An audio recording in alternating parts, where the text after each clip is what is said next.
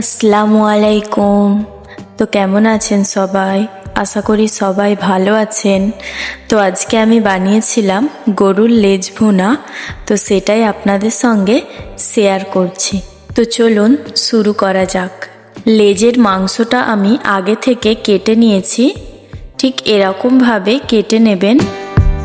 পেঁয়াজ কুচি দেব, পেঁয়াজটা একটু এতে বেশি দিতে হবে। আদা রসুন বাটা, পরিমাণ মতো লবণ, তারপরে এতে দেব 1 চামচের মতো হলুদ গুঁড়ো, 1 চামচের মতো লঙ্কা গুঁড়ো, 1 চামচের মতো জিরে গুঁড়ো, 1 চামচের মতো ধনে গুঁড়ো ও কিছু গরম মশলা ও সরিষার তেল দেব। শেষে 1 চামচের মতো গরম মশলা গুঁড়ো দেব। এবার ভালো করে মশলাগুলো মাংসের সঙ্গে মেখে নেব।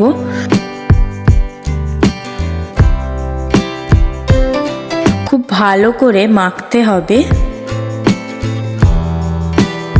এবার মাংসটা ঢাকা দিয়ে কিছুক্ষণের জন্য ভাপাতে দেব।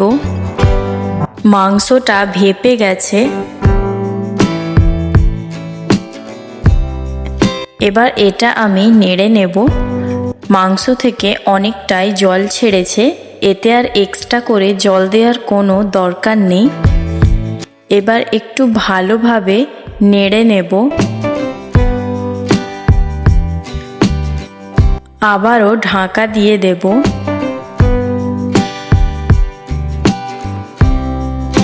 জলটা কিন্তু অনেকটাই টেনে নিয়েছে।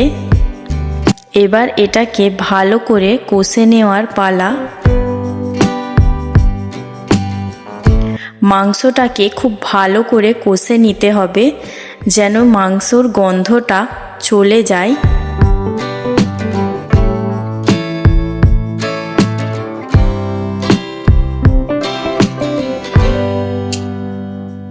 এবার এতে অল্প জল দিয়ে দেব, যাতে মাংসটা খুব ভালোভাবে সিদ্ধ হয়ে যায়।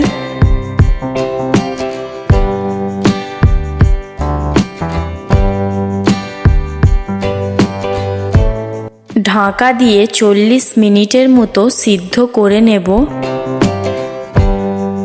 মাংসটা খুব সুন্দরভাবে সিদ্ধ হয়ে গেছে আর গ্রেভিটাও খুব সুন্দর হয়েছে। এবার এটা আমি পরিবেশন করব। দেখে মনে হচ্ছে এটা মাটন কষা, আসলেই এটা গরুর লেজের মাংস। ঝাল ঝাল লাল লাল গরুর লেজ ভুনা আমাদের রেডি। এটা দেখতে যতটা সুন্দর, খেতে তার চেয়ে অনেক বেশি সুন্দর। আপনারা একবার অবশ্যই ট্রাই করবেন, আশা করি ভালো লাগবে। ভিডিওটি ভালো লাগলে লাইক করবেন ও চ্যানেলে নতুন থাকলে চ্যানেলটিকে সাবস্ক্রাইব করবেন। তো ভালো থাকবেন সবাই। ভিডিওটি আমি এখানেই শেষ করছি।